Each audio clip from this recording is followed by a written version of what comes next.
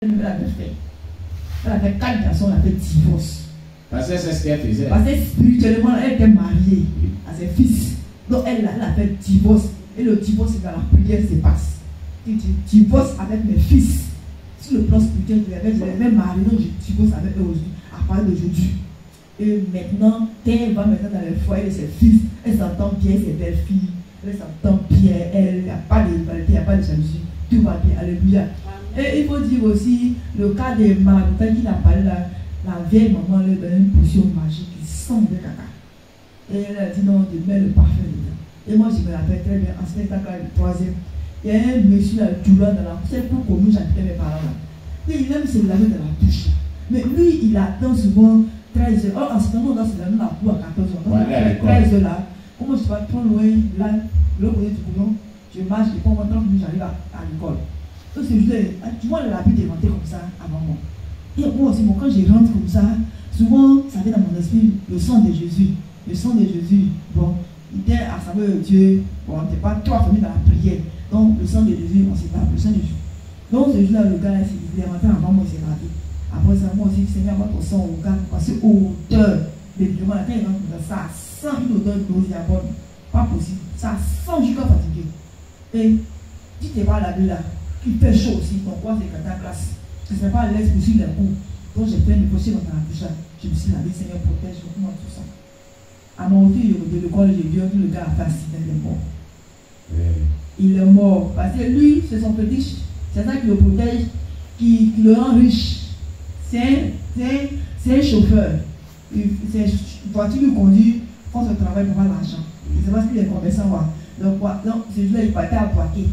C'est la route de Poitiers là-bas, accident. Par où il est mort, il n'est plus revenu. Et dans la couleur, et tout ce qu'il faisait, ça ils sont suivis. Voilà, et tout ce qu'il faisait, les fétiches, les médicaments, tout ça n'a pas donné. Ils sont tous morts, finis. Alléluia. Donc, et ça c'est le diable qui les a accueillis. Parce que tu as mort pendant Satan, tu fais des pratiques rituelles à cause de l'argent. Tu meurs dans ça, tu vas te trouver en enfer. Amen. Et comment je bénis Dieu parce que comment le petit Moïse, il est parmi nous aujourd'hui, il a fait toutes ces choses-là. Et rien ne lui est arrivé. Sa maman me disait quand elle était là, elle m'a dit Moïse a commencé à l'âge de 12 ans. C'est-à-dire, il a commencé très tôt. Et en ce temps, elle a peur de Moïse. Parce qu'il est vieux comme ça, violent. Elle m'a raconté beaucoup de choses ici. Donc, ce qui m'a marqué dedans, c'est vraiment cette vieille maman-là. Cette vieille maman-là, c'est ce qu'elle a fait là-bas. C'est ce qui a fait que Moïse a vécu tout vraiment ces choses poussées par les démons. Sinon, lui, il était son papa tranquillement. Il était là tranquillement. Quand tout petit garçon gentil, il était là, on devait éduquer, mais depuis qu'il a maman, il était sorcellerie là. Donc, on doit vraiment beaucoup faire attention, bien écouter les enfants. On doit vraiment veiller sur nos enfants, leurs propos, leurs dits. On doit contrôler tout pour ne pas laisser les enfants dans la souffrance spirituelle. Amen. Donc, voilà ce que je voulais dire. Voilà Jésus, on acclame le Seigneur Jésus-Christ. Oui, qui d'autre aussi, qu'est-ce que tu retiens dans tout ce que. Voilà. Donc, vraiment, que Dieu le fortifie Moïse parce qu'il a traversé des moments très difficiles. Parce que ma femme, bon, ça m'a marqué. Maman, je peux dire, maman a tout dit. Oui. Mais il y a une partie là où il dit il dormait et puis ils ont mis le serpent dans sa bouche. En songe. Dans le songe. Il a vu les chefs du village et ils ont attrapé sa bouche, ils ont mis le serpent dans sa bouche. Vraiment, Dieu l'aime beaucoup Moïse. Oui. Dieu l'aime beaucoup, Dieu a un plan pour lui. Sinon, avec tout le temps tout ce qu'il a vécu. Lui qu'il a vécu, la vieille maman l'a éveillé, l'a initié encore dans la société, enlevé tout son étoile, enlevé tout ce que, la gloire que Dieu lui a donnée, et lui transmis vraiment des mauvais esprits dans son corps pour pouvoir faire tout ça. Mais Dieu était toujours avec lui. Amen. La main de Dieu était toujours sur la vie de Moïse parce que Dieu a un plan pour lui. Amen. Ça fallait qu'il passe par là pour témoigner son nom, pour qu'il puisse vraiment l'élever. Parce que c'est un grand serviteur de Dieu. Amen. Donc c'est pour cela que Dieu lui a fait passer par là. Vraiment, moi je peux dire que Dieu le fortifie. Amen. Ça m'a touché, ça m'a fait mal. Mais sait ce qu'il fait. Gloire à Si Jésus. aujourd'hui il est parmi nous, il témoigne, c'est que vraiment Dieu a un plan pour lui. Il va le servir en esprit en vérité. Gloire à Et il Jésus. sera aussi élevé dans le nom de Jésus. Amen. Donc c'est ce que je peux dire. Gloire à Jésus. On acclame le Seigneur Jésus-Christ. Gloire à Jésus. Merci bien, merci bien, merci bien. Voilà, parmi vous qui avez des caméras, qui a dit quelque chose? Il veut dire quelque chose. Hein? D'accord. Ok. Voilà. Voilà. Dis-nous ce que tu as retenu, la sœur Anne. Alléluia. Amen. Vraiment, il faut dire que ce qu'il a dit, ça m'a beaucoup touché. Je suis allée dans la maison et j'ai attendu ce qu'il a dit. Oui. Donc quand j'ai entendu ça, j'ai crié en même temps, sorcellerie, sorcière. Et les enfants étaient là, et ils étaient étonnés, ils me regardaient. Et je répétais, sorcière, c'est une sorcière. C'est la sorcellerie qu'elle est en train de faire. Parce que je ne peux pas comprendre qu'une vieille femme prend un enfant de 6 ans. C'est ce que je disais là, maman là. Elle, tout ce qu'elle a su, elle là. La femme ne connaît pas ça. Oui. Mais malgré ça, elle se met nue devant l'enfant là. Oui. Et l'enfant a pénétré. Moi, je me suis dit que c'est pas plaisir qu'elle voulait. Oui. Mais c'était pour détruire la vie de l'enfant. L'enfant. Parce que c'est pas le plaisir sexuel, elle Elle voulait. voulait.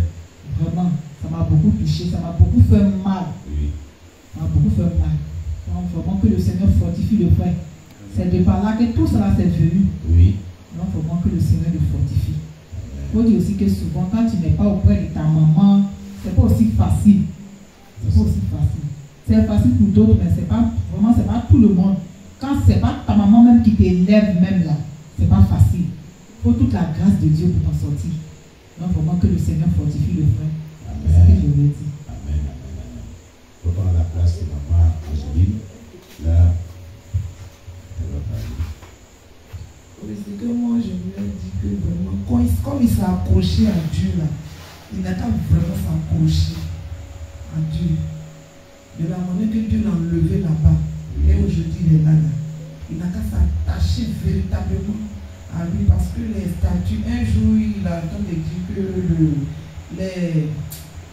les tatouages qu'il a fait, la moment qu'il a dit ça, ça m'a vraiment touché, ça m'a marqué, mais je ne lui ai pas demandé vraiment tout. Mais quand il disait ça, quand on est parti évangéliser, il a entendu dire aux enfants que vous voyez les tatouages que j'ai là.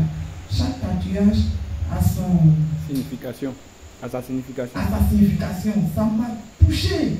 Et quand il a commencé à dire tel des mots, sa signification, voilà, lui là, voilà, sa signification. Quand il a dit ça, vraiment le jour là, j'étais abattu. Ça m'a vraiment touché. Ouais, donc c'est la grâce de Dieu même qui a enlevé Moïse là-bas pour qu'il puisse vraiment venir à lui, pour qu'il puisse être sauvé. Donc il n'a qu'à s'accrocher vraiment à Dieu. La parole de Dieu, vraiment, pour qu'il gagne son salut. Amen. Donc c'est ce que je dis. Gloire à Jésus-Christ. Voilà. Maman, je ne veux parler. Voilà. Maman Angéline veut dire quelque chose elle aussi par rapport à ce qu'il a touché, ce qu'elle retient. Oui, maman Angéline, que retiens-tu? La maman a tout dit, mais je voulais ajouter un peu. Oui. Dieu a vraiment, et cette vieille-là, elle avait vu l'étoile de notre frère. Amen. Donc il a fallu qu'elle fasse quelque chose pour éteindre cette étoile-là. Et c'est ce qu'elle a fait. Et moi, quand on était à Konefla, où la nièce de mon mari est arrivée, elle avait 6 ans, 7 ans comme ça. Oui. Et mon deuxième fils, lui, il avait 5 ans, 4 ans. Oui. Et un jour, je suis sortie, j'arrive, il me dit, maman, quand tu n'étais pas là, elle a attrapé un kiki là pour mettre dans le poêle. Seigneur Jésus. Et c'est comme ça qu'il a commencé à parler sur lui. Il dit plus jamais ça. Parce que papa, lui, toujours quand tu vas lui dire quelque chose là, il va toujours être derrière ceux qui sont là. Il va jamais être derrière nos enfants. Merci Donc souvent beaucoup, quand il y a maman des choses. Angéline. Ça veut dire que si sa maman était là, elle allait faire ce palabre. Si c'était la propre mère de Moïse qui vivait avec son papa, que ça s'est passé, parce que c'est son fils, elle allait vraiment parler sévèrement à cette femme. Mais comme elle, c'est pas son propre fils, et puis lui, le papa, il ne connaît pas tout ça, il commençait à penser à la légère. Voilà. Donc c'est comme ça qu'il est parlé pour pouvoir l'interdire de ne plus jamais tirer de mon enfant pour mettre dans le poubelle. Et concernant la belle-mère que maman parlait, moi-même là j'ai vécu ça. Quand j'avais accouché ce deuxième garçon à Israël, la maman dormait sur le lit avec son fils. Et puis moi je dormais à terre avec le bébé. Mais tellement qu'ils m'ont tellement fait souffrir, j'étais tellement maigrie, il n'y avait pas de chair sur mon dos. Il me couche à terre là, mes os là, ça me fait mal. Donc souvent, comme ils ne se couchent pas tôt là, ils me couchent sur le lit pour dormir un peu. Là, quand ils vont venir dormir, je descends rapidement pour me coucher à terre. Ce jour-là, malheur à moi. J'étais couchée, puis elle est rentrée dans la chambre, qu'elle m'a vue. Et si elle savait. Donc tu veux faire rivalité, lutter moi-même mon propre enfant avec moi. Tu as été lutter moi-même mon propre enfant avec moi, tu fais pas sur le lit. Elle a commencé à m'insulter, me parler mal. Je suis descendu sur elle pour me coucher à terre là. Vous avez vu ce qui se passe. Ça, c'est pas la sorcellerie, ça. C'est pas la sorcellerie. Hein? Mais je l'ai marié, pourquoi? Hein? Continue. Donc, c'était pour ajouter sur quand maman parlait pour les belles, mais maintenant après ça, quand on est venu ici, les enfants, moi mes enfants dormaient dans l'autre chambre. Le monsieur dit non. Si les enfants, nos enfants dorment dans l'autre chambre, et puis les protégés, manières dorment dans l'autre chambre, c'est comme si on met la différence entre les enfants. Donc on n'a qu'à les mélanger. Donc il a pris 2 de mes enfants ici, 2 là-bas, et puis il a mis les protégés là, ses nièces là, une. En tout cas, il les a mis l'autre sur le côté, l'autre sur le côté, pour les mélanger. Et c'est comme ça qu'on plus souvent le Seigneur révèle que la nuit là, celle qui mettait son tube quand l'enfant avait 5 ans là, elle-même là, de 10 ans d'abord, elle-même a confessé qu'elle est venue en mission pour détruire mon foyer, détruire la vie de mes enfants. Donc quand il les a mélangés comme ça là, la nuit là, spirituellement, elle est couchée avec les enfants garçons. Et le Seigneur lui dit, mais Dieu peut faire quoi? C'est lui sa maison qu'il peut dire, quand on fait comme ça, c'est comme si on met différents les enfants. Attends, on doit prendre tous comme nos propres enfants. Attends, moi, je ne sais pas qui est différent de nous, en tout cas. Mais comme il y avait quelque chose qu'eux, ils voulaient atteindre, c'est ce qu'ils ont planifié. Et c'est comme ça, ça fait que la vie de mes enfants même est devenue bizarre comme ça. Donc vraiment, si ce n'est pas la grâce de Dieu, si ce n'est pas la grâce de Dieu. Et je crois que quand tout cela va finir, peut-être un jour moi aussi j'ai préparé mon témoignage parce que le Seigneur fortifie le frère. Il faut dire que quand tu es auprès de tes enfants, en tout cas c'est vrai, ils vont faire, mais il y a certaines choses que tu ne vas pas perdre. Voilà, donc vraiment que le Seigneur le fortifie, c'est ce que je voulais ajouter. Amen, on acclame le Seigneur Jésus-Christ. Voilà. Amen. Voilà. Dieu vous bénisse. Voilà. Gloire à Jésus-Christ. On acclame le Seigneur Jésus-Christ. Pour cette première partie de cette soirée de sanctification concernant le témoignage du serviteur de Dieu Moïse. Alléluia. Nous voulons dire à tous ceux qui nous ont suivis depuis le début jusqu'à maintenant pour cette première partie, nous voulons leur dire que voici comment les démons sont rentrés dans la vie du serviteur de Moïse. Alléluia. Donc, je voulais dire à tous ceux qui vont écouter ce témoignage, tout ce qu'il a relaté, ce n'est que le début de son histoire. Il y a une deuxième partie que un jour encore on va enregistrer. Mais cela a été des portes d'ouverture des démons qui sont rentrés dans sa vie pour détruire sa vie. Mais Dieu, qui est puissant, Il ne permettra pas que sa vie soit détruite.